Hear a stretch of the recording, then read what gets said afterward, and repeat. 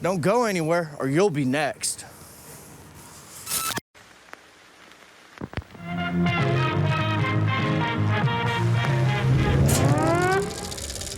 Coming to get you, Barbara.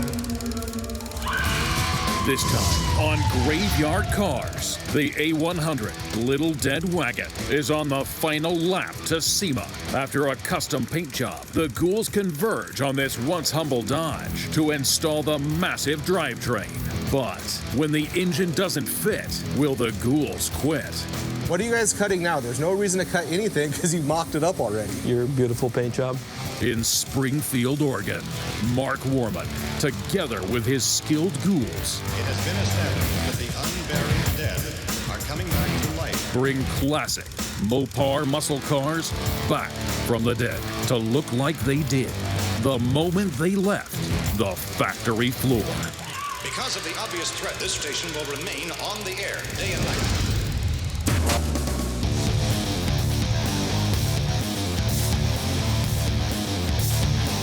My name is Brenda Kellison. I'm a pinstriper. Mark gave me the opportunity to letter the Little Dead Wagon, his version of the Little Red Wagon, and so I couldn't pass it up.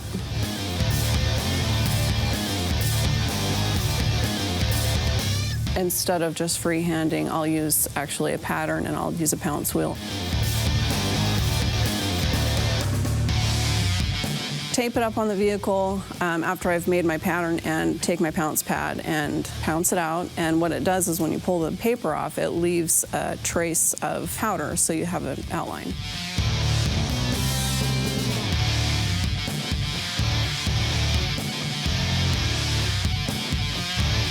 I use fine line tape sometimes as a guide. Not every surface that you paint on, you can actually wipe off. So best thing is don't make a mistake. I use one-shot lettering enamel. The car's got to be clean and free of any like grease, debris, anything like that. Because if I go to paint on something that's got like polishing compounds or waxing or anything like that, make it fisheye and cause problems.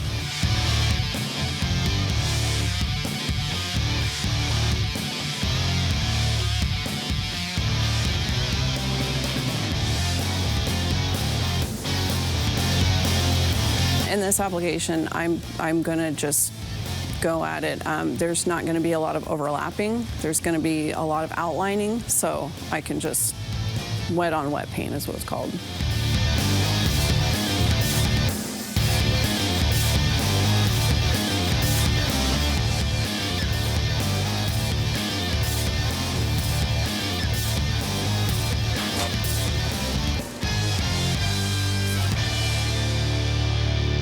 Morning, Rooster. Morning, Mark. It's a beautiful day. It's a beautiful day. We got lots to do. Yes, we do. Now, what are we going to be working on to get ready for SEMA this year? Tell everybody what we're going to be doing. Well, I got to get out of bed first. Well, you're already out of bed. Oh, I'm out of bed. I'm here? I'm here already? Yeah. For SEMA? Yeah, we're getting a rig ready to go to SEMA. Ah, I'll bet it's a hot rig. Powerful. Hot one. Yeah.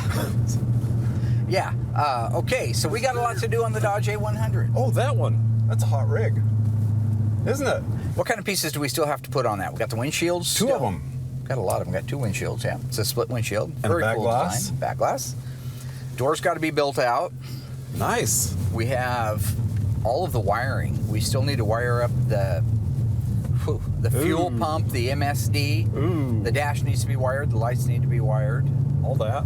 Now, before we can do all that, we have a 923 horsepower on pump gas Ray Barton Mopar Performance 426 Hemi that just came in, and our monster 727 Torque Flight is here. So before we can do any of that, we got to get a drivetrain put in this thing. You ready? Yeah. Will we make SEMA? Yep. Are you excited? I promise. Are you planning on going? I'm excited. Now we're on to another question now. Am I planning on going? Yes. Well, I don't know if my ride's going to be here or not. Who's your ride? Well, I don't know. I never know. Just whenever they show up. Whenever they show up. I don't know who's going to be picking me up. Who is they? whoever's going to be picking me up. I never know. I get no details.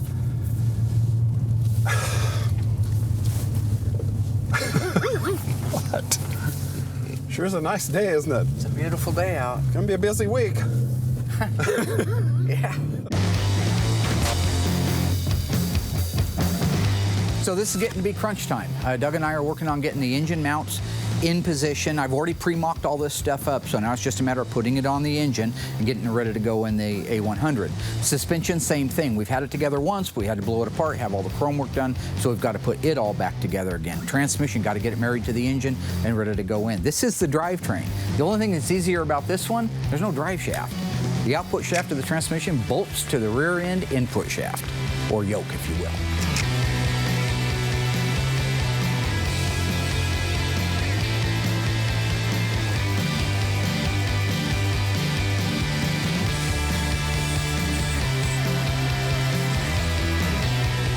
So with all of the things bolted on it, on our drivetrain, there's only one thing left to do. That is to install this bad boy, all right?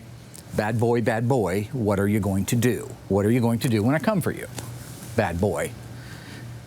What's the question again? Bad boy installed in the truck, yeah. That's what's left. So, bad boy, gotta learn the rest of those lyrics too someday. Because I'm pretty sure it's not chicka chaka chicka chicka chicka chope. You know, and I know that doesn't even make sense.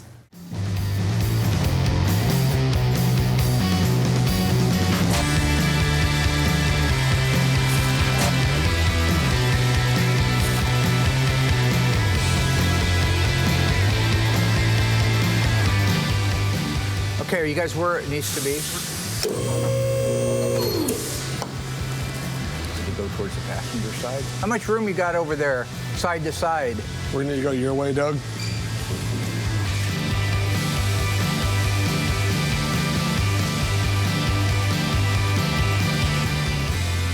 Okay, let me look here.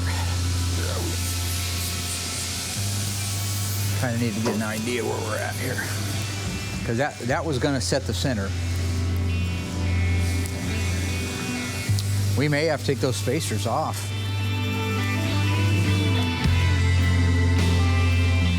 I don't know yet. Go ahead and try to mock it in there and let's see what it looks like. Don't hit your head, Doug. Poor guy. God, that's gnarly. Needs to go to the right 1 more inch. So we need to go down 5 inches. Pretty low, huh? Awesome.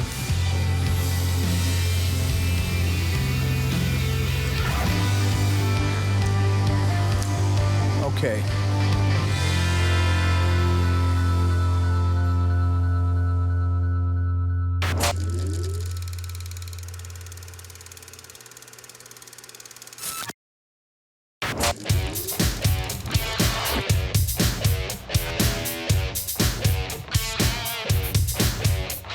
$1971, no question, is the most collectible of all the Barracuda Cuda cars in the world.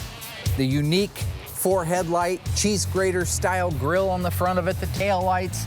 There's a lot of things that make this car extremely sexy. One of them, of course, is the louvered fenders. Now, when it comes to production figures, Doug knows all this stuff, right? Uh-huh. All right. If you had a 1971 Cuda 446 barrel 4-speed, such as our Phantom Cuda from a couple of seasons ago, the one that started the whole show, they made a total of 108. If you had a 446 barrel automatic, like this car right here, a real V code, they made 129 of those. Now, what's interesting about this particular car is under the hood, even though this is a real V code, 129 446 barrel automatics, it's actually got a 426 Hemi setting in it, which you can tell by the way the car looks, it was designed to go racing at some point. If you had a real 71 Cuda with a 426 Hemi and an automatic transmission, you would have one of 48 ever built. If you had one with a 4-speed, you'd have one of 59 ever built.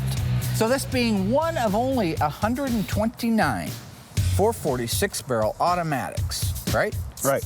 Makes this the Graveyard Carz Corpse of the Week. What's this car? It's a blue 71 Cuda. What are we calling it?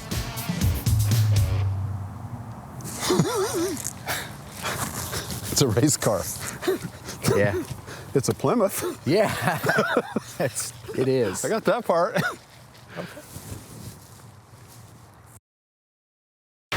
So we are getting ready to install the drivetrain, the engine and transmission as a unit, into our Dodge A100. It's not just a matter of dropping it in there like it is on some cars, or just dropping the car down around it like we do on the other cars. Come on in, Will. But I already pre-fit everything, so I don't anticipate any problems. Should go together like it's supposed to. Again, just caution. Will's gonna run the forklift. He's hopefully gonna exercise caution. And the rest of us will work on getting it lined up and in place. Once that's done, we can bolt it in, raise it up, and button everything up on the bottom side. Mark, it's not going to fit. You did not mock everything up appropriately, therefore the engine and the transmission's not going to go in. I've looked at this thing pretty closely and what it seems like to me, and I did pre-fit it, so don't try to, I know when I pre-fit something, it works.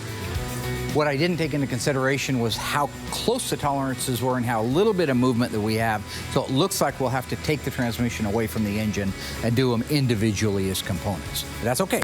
Best laid plans of mice and men. I've been excited for this moment. It is going to be a setback, but he didn't mock anything up. He took a Hemi, took just the bare bones of it, just the block, put it in there. He didn't account for anything else.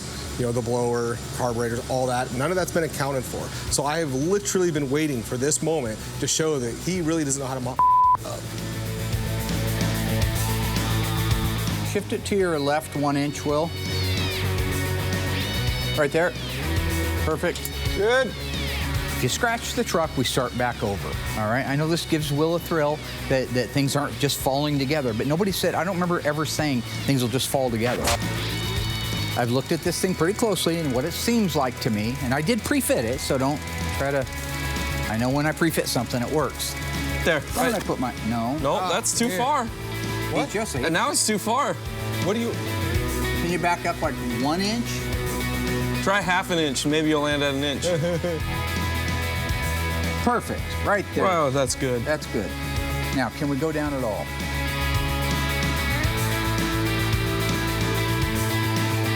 We're nice and loose here, loosey-goosey. Yeah. I think we're wedged. We're on the deck. Okay. So Again, I told Mark to get all these measurements. He clearly did not. Okay. Well, the good news is we're under here now. Yeah. So, Will, can you drop it just a little bit? Yes. Like 1 inch? We need a jack under it, then Okay. we can start moving. Doug, go ahead. Grab us a jack. I don't care what Will says, okay? Will's a future good old boy. Him and Royal are going to be the tag team brothers out there at the school district changing locks, all right? I pre-fit it, I pre-measured it. Everything was intentional. This is also the first Dodge A100 with 1,000 horsepower Hemi in it that does wheelies that I can recall putting together. There you go. There we go. So I'm clear of the deck. Okay, so it just needs to come forward. Yeah, can you bring it forward? Go ahead and drive forward 6 inches. Well, no, he's gonna hit with the rope.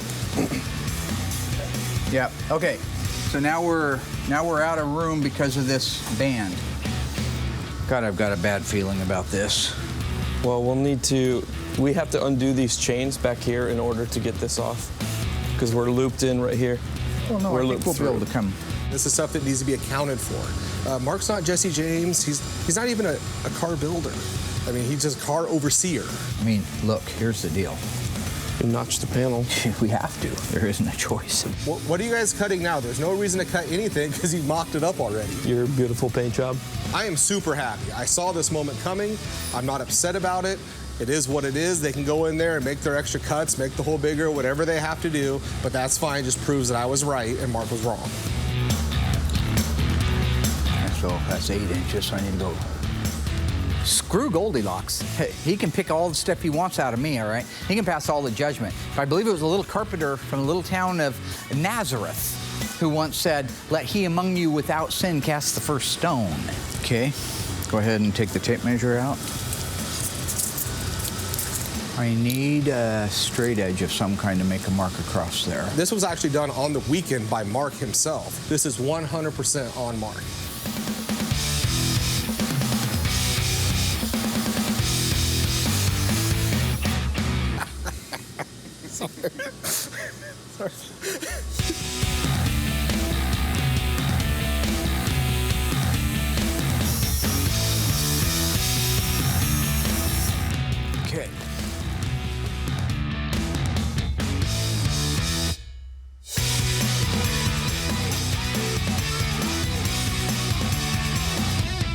Will it slide forward?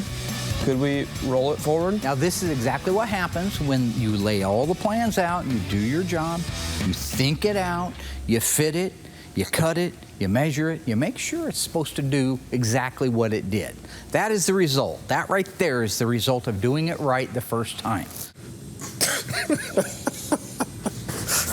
The thing about a car guy is, especially somebody that's good in their field, is they have the ability to think outside the box. I'm an OE guy. I restore cars to OE condition, and I'm recognized for it. Now, custom world, I haven't done a whole lot of it, but this is a good example of being able to think outside the box, be able to adapt and overcome. Because at the end, I think when all the smoke clears and everybody's done chanting my name, you know, there's like one brand advocate for Mopar. So.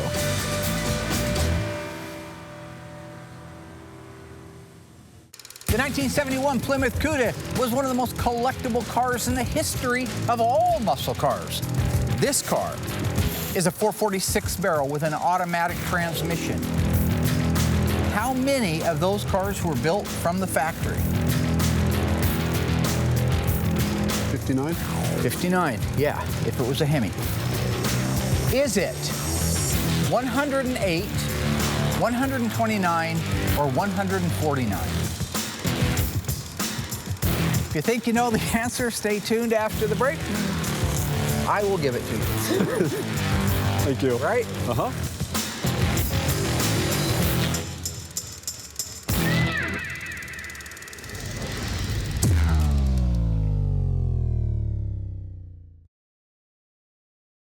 All right, ghouls, welcome back. How did you do? Dougie got traded out for a new model from Baldar. They switched him out, so this guy may know a little bit more than the guy that was here a little bit ago before the break. Had to hi to the people at home.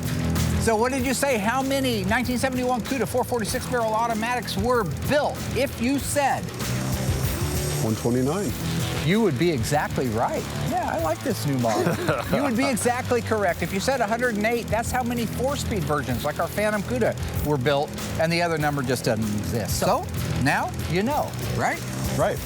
Know what? Bye. No, how many cars were built? How many 71 Cuda 446 barrel automatics? 129. How many 4-speed versions? 108. I missed. 59. 59.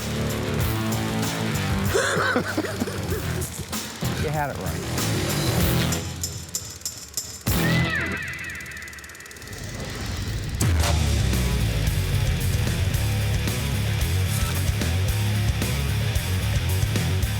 So with a lot of the big stuff out of the way on the A100, we're really moving close towards the finish line. Just lots of little, the minutia stuff now. The stuff that may not show anywhere else, but might show in how the car runs, how it drives, and we don't want anybody picking something apart because it wasn't done right.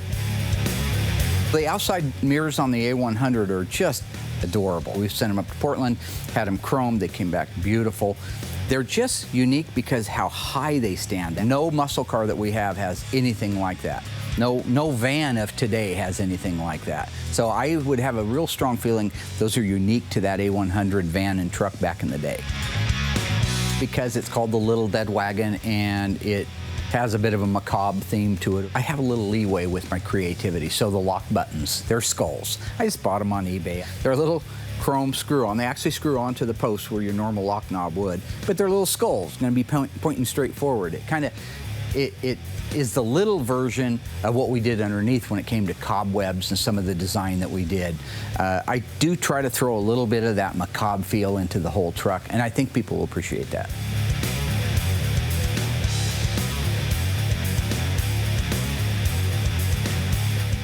So if you're installing the outside door handles, the one thing you want to make sure is that there's an adjustment on the thumb push. You want to make sure that when you push that little thumb knob in, it doesn't immediately disengage the latch. You don't want to just touch it and have it open the door, right? You want to have it have a nice full motion to it. So there's just a minor adjustment there. Once that's done, you can bolt it on. We had no problems with it. It bolted on, he was able to connect the relay rod to the latch, and it worked perfectly. As far as the inside door handles, that's just a matter of putting it on the actual mechanism in the correct clocking, because you can put it anywhere you want. You could take that thing, rotate it, flip it. You just want it in an ergonomic way, so when you if you're sitting in the truck, you can make a pull like this right here, and it would open the door. Piece of cake to go on there. These were originals, by the way. I did not have them re-chromed, and if you look at them closely, they're almost perfect.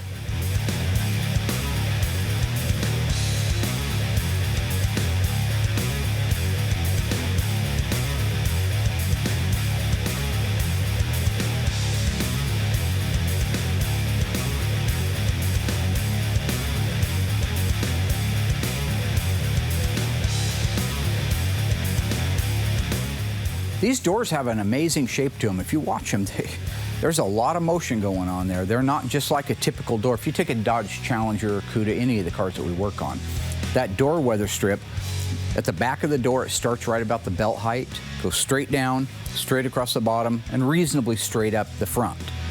This encircles the entire door, and it goes on the door itself. So these have to be molded, has to fit exactly where it's supposed to from the factory, because there's a relief in the body for it, and they go exactly where they're supposed to go. So if you have it off, you try to close the door, it's going to spring back out at you. So the doors are all assembled. We got the locks, the handles, we've got the latch assemblies in, the new weather strips. With all that done, that really allows us to button up a good majority of that cab.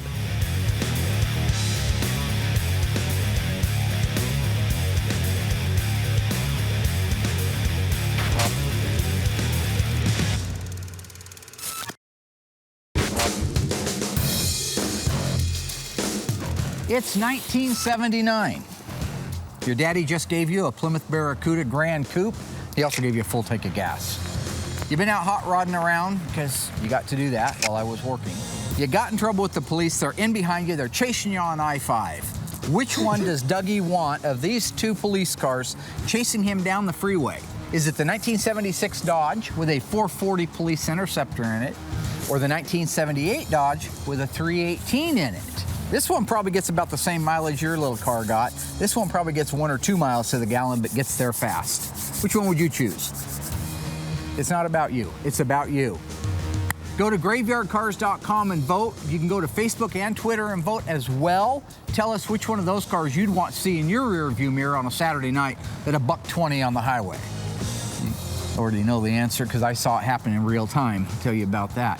We will reveal the answer live on Facebook next Tuesday. Remember, Tuesday's our new date for Graveyard Cars. We'll see you then. Yeah. See you then. I'll see you then. Okay, just keep screaming it, Rain Man. That's fine.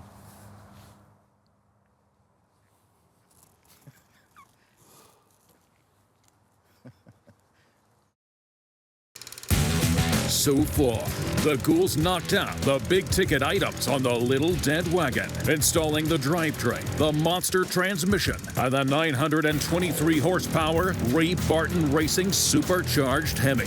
That is the result. That right there is the result of doing it right the first time. Still to come, the ghouls move on to finish some of the details of the A100's assembly, with the goal of firing up the Mopar Performance Hemi. As long as nothing goes wrong. Jeez, Asher. Oh.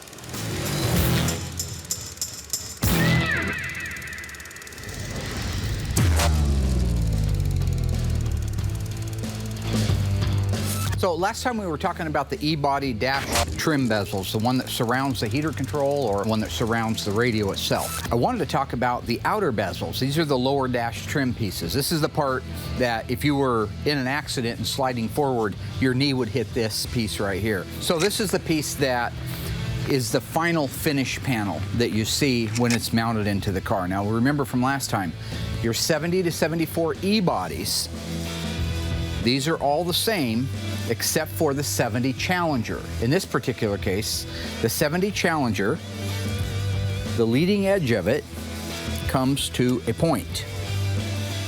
This is a 1970 Challenger only. The 70 to 74 Cuda and 71 to 74 Challenger, right here, you see has a style line in it. While this component will screw into the same location this one will, it won't line up with the actual dash pad itself. So if you're doing a 1970 Dodge Challenger, you're restoring it, you're not going to want to grab the one with the style line in it, you're going to want to grab the one that actually has the point right here. For the most part, they're shaped almost identically. If you look at the back side, you can tell they're almost identical all the way through. It isn't until you turn it over that you see you have the point here for the Challenger and the style line here for the 70 to 74 Cuda and 71 to 74 Challenger. Now this is the right-hand piece. It has a lot more movement. First of all, see how they just lay together. I better put the two together that match, right there. That's because this surrounds the side of the dash, has one set screw in it. But when you put these two together, they're gonna go like that. And the area that I'm standing in is where you're going to have a steering column down below it, above it an instrument cluster, the full instrumentation and the switch panel, including the radio. So these are the 1970 Challenger only dash trim, and this is the 1971 to 74 Challenger and 70 to 74 Barracuda and Cuda.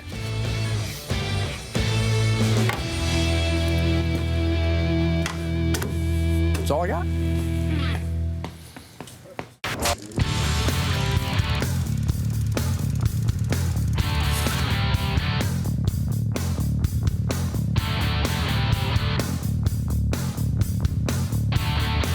We're really getting down to the final crunch time on the A100. The AM radio in this little truck is just, it's like the mirrors. I just love it. It's so cute. It's just a little tiny little thing. There's a little gear mechanism in there that it has these little tiny gears that run when you run the little knob from side to side, and it's just adorable. There's no real problem connecting it all up because it's all plug-and-play stuff, so we're just going to get the radio installed in it. But I did not want to modify the appearance of that dash, so that is the stock original, not chromed, AM radio. Yeah, when you're talking about the dash assembly of a Dodge A100, it isn't like our cars that you can take the 5 screws across the front and the 2 7/16 bolts on the side and lift the dash mechanism out, the whole dash assembly. This particular case, this is a true unibody. The frame rails are built into it like a unibody would have, but everything in it, the framework for the instrument panel and for the radio, the things that will bolt into it that'll make it a street functionable unit, they're actually welded into the body itself. So I can't take those out and put them in a sandblaster and blast them all up and make them pretty. Will had to do all that stuff in place. Doug and I have about the same amount of experience when it comes to automotive wiring, electrical wiring, which is plug and play. All these cars that you look at, if you go around and look at the back side of one of these dashes, everything plugs in. They changed the plug-in so they can only go one way. For the most part, it's hard to make a mistake. It's the same thing applies here, except that they're not as well labeled. So you just want to make sure that the wires going to the amp gauge are the correct sides so it doesn't show discharge when it's charging, vice versa. You want to make sure that the wires going to the other gauges are the ones that are going to the sending units. Just, it's real simple. I'm not trying to make it sound like it's a lot, but it's also something that if you just slap it together, none of your gauges are going to work.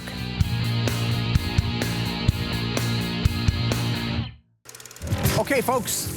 Standing next to a real live 1971 Cuda 446 barrel automatic. How many were built? 129. 129, that's right. You know the answer, shoot it right out there. Oh boy.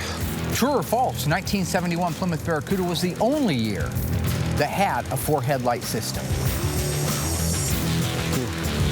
You're not, what? I'm not asking. Stay tuned after the break and I'll give you the answer. That's why we're doing the true or false, so people can stay tuned after the break for the answer. You can't say the answer. Are you sure of that answer? No.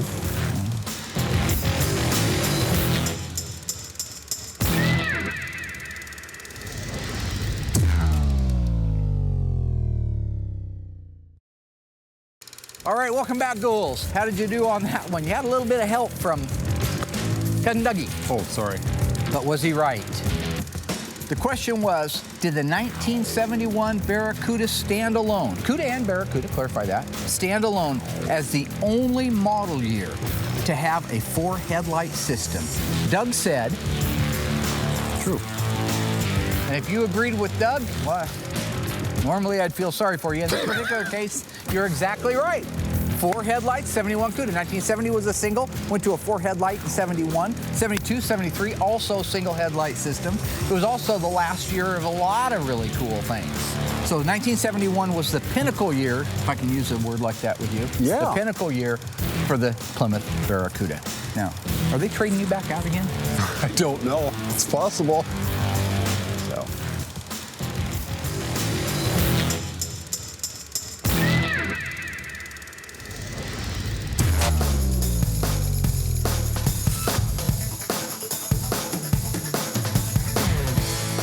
So one of the things I'm trying to do with this truck is keep it very period correct. So you look at the decals on it, those are replicas of the decals that would have been from those sponsors back in the day. Not today's logo, but the logo in 1964 when the truck was built. The big footprint Moon Eyes gas pedal, I love it. I mean, we grew up, every kid, Joe Dirt had one. Remember Dirte, he put one in his Charger? You suck! You do! I love those things. So we're installing one of those over the original gas pedal in the 64 A100. I think it's just going to add a great look to it and throw it right back into that era. George, when you get your cutoff wheel set up, I just need to come across the top of that thing. In order to get the Moon Ice gas pedal to fit correctly and not have a bunch hanging out, we did have to trim off the leading edge of the original replacement gas pedal that I bought for it. But otherwise, it's just a clamp on the back side of it, a couple of Phillips screws, sucks right into place and looks super cool.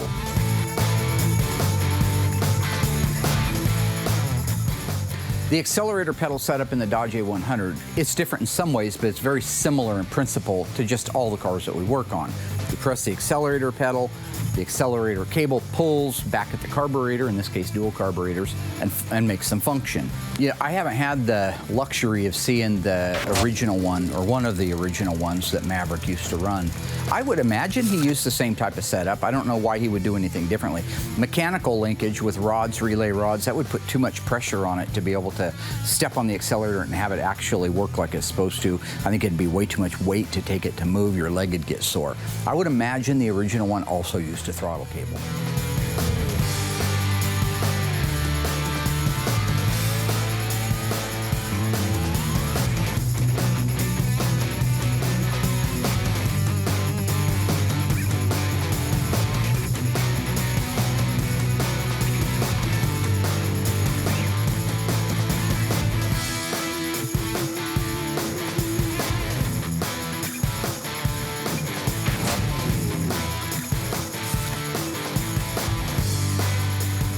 So the greenhorn, Justin, he worked at a place where they installed all of the sirens and emergency equipment in the police cars and the emergency rescue vehicles. So he has a lot more experience. So what I'm doing is letting him connect all the ignition stuff. We put an MSD ignition in it. We want it to come on with the key. It has to have an override switch to shut it off. He has to wire in the fan, the electric fan for the motor. So this is exactly his cup of tea. And it feels good to me because, as everybody knows, I'm colorblind and I'd have a heck of a time doing it. But he's doing a really good job.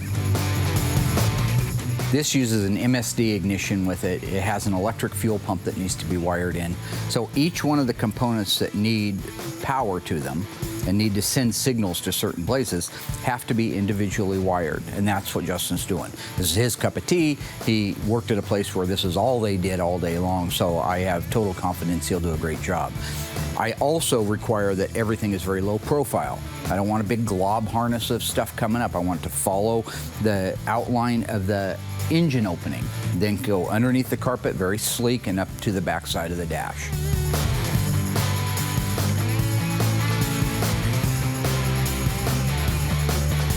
One of the biggest things that can happen in any automotive shop, if you connect a power to a direct ground, what's going to happen is it's going to short out. And it's not going to explode or anything like in the movies.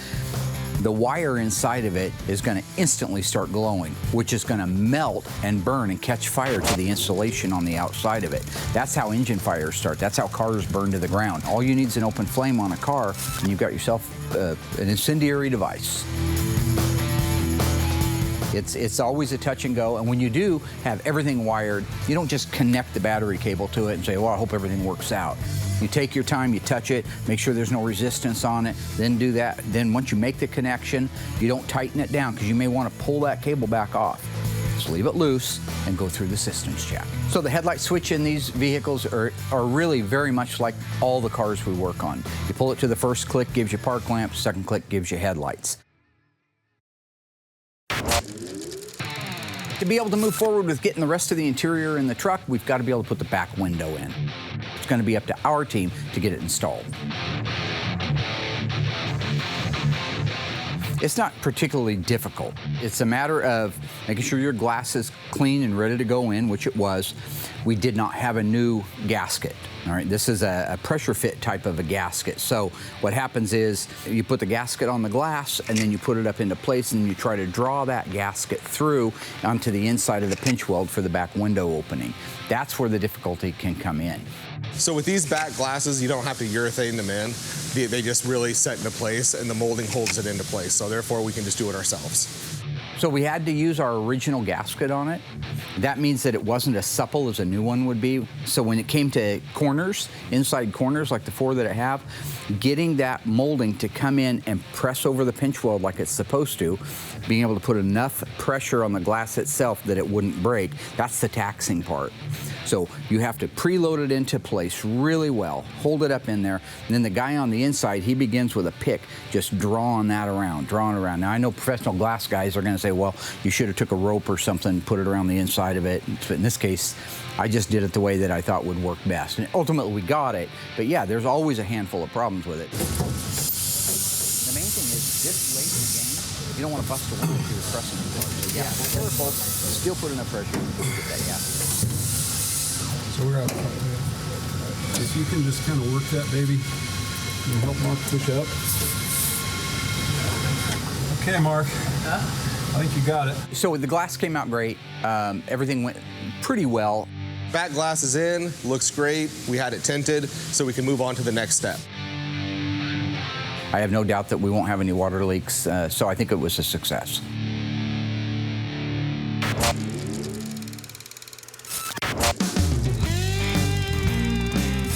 The windshield installation, way past my pay grade. That's very, very precise work when it comes to that. And so I've had one of the local companies, i5 Glass, and they take their time. Same principle as the back glass. It's a gasket that goes around the glass, goes into place, and then it has to be drawn through to the seating point. This is a dual windshield with a split. So if you look at it, you got a right-hand windshield, a left-hand windshield, and then you got a nose piece down the middle. Putting all that together and not breaking one of those pieces of glass with less than 4 days to have the car ready to go to SEMA, not my idea of fun. So I'm letting the guys from i5 Glass do it.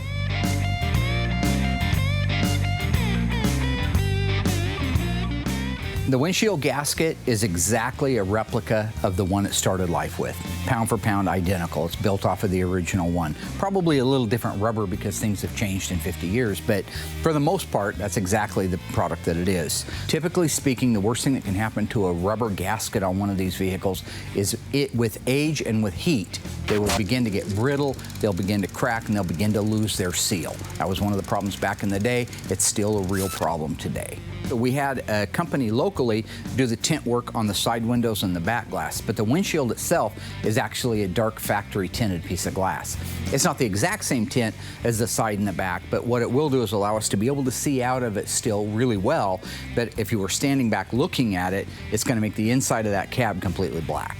This is flat glass, so I had the guys over at i5 cut me 2 pieces out of that really nice tint, and it's the same thickness, because it has to be the same thickness. If it's too thin, it'll wobble back and forth in the new gasket. If it's too thick, you'll never get the gasket and the glass in. So the windshield pieces are identical twins to what it would have started life with, except more tint. I've never actually done a split windshield style like this. I would think that second piece of glass would be much harder than the first piece. The first one has all the room and the latitude to move around. It can draw from the other side because there's no glass in it. But once that's seated, I think that the other side is going to present more of a problem. I think that's where you really want the pros in there doing it. The paint is so beautiful on this truck, you wouldn't want to take that chance. And that's why I have them doing it. There is always a chance you're going to damage something, but the better the quality of the person doing it and the more knowledge and experience they have at doing something, the less chances of something going wrong. Murphy's Law.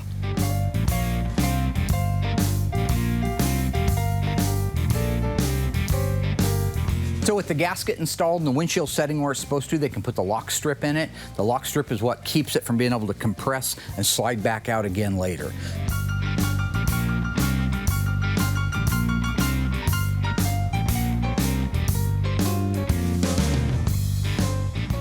So that's done. It looks absolutely gorgeous. That's a huge thing to have out of our way, because with that out of our way, we really just have a few things left, and we can load that thing on the truck and head off to the show.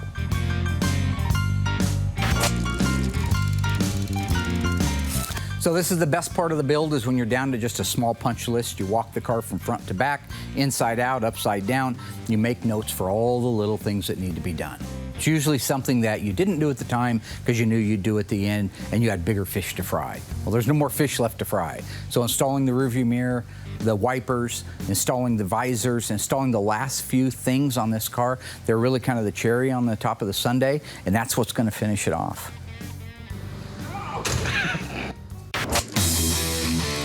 so firing up the Mopar Performance Ray Barton 923 horsepower Hemi, I thought I'd have a little fun. I'm gonna have Will standing by the pipes when we do it. It's gotta be good for a laugh, right? I mean, I don't want to give the guy a heart attack, but at the same time, if I had to die, I would rather die from a heart attack from an exhaust system than I would cancer in a hospital. So gotta look at it the bright side. Looking out for your brother. Will, if it's gonna leak, it's going to be out these back bowls right here. Okay. So you might see it better from this side. I don't know. Well, I don't want to. Oh, this is dry. This is a dry round. Yeah. Okay, are we ready? Ready. Okay, so just crank over, see what's happening. Jeez, that hurt. Oh, wasn't ready for that.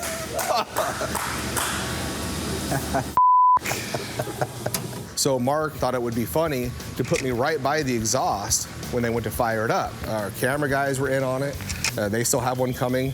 The whole crew, there's about 5 or 6 guys that got one coming this next season. Do you think it was funny? No, it's not funny. It hurts. It hurts your ears.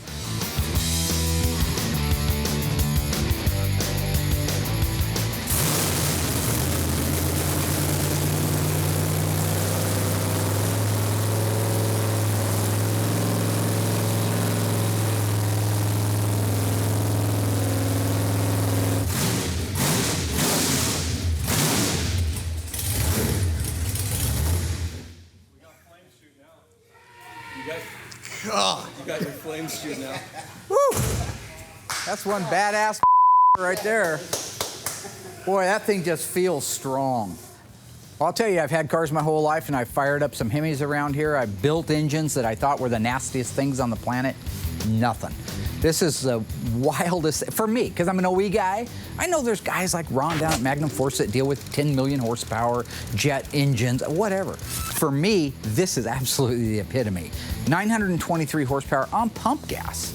So I can pull up to the local gas station and say, fill her up, which is only about 5 gallons. But still, 923 horsepower in a vehicle that probably weighs 3,000 pounds and all the weight's over the back tires?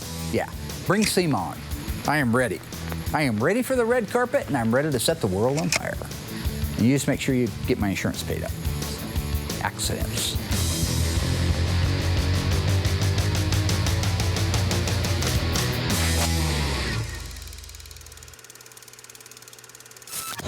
So Justin and I came down a day early, kind of go over the A100, make sure it was running, driving, ready to go.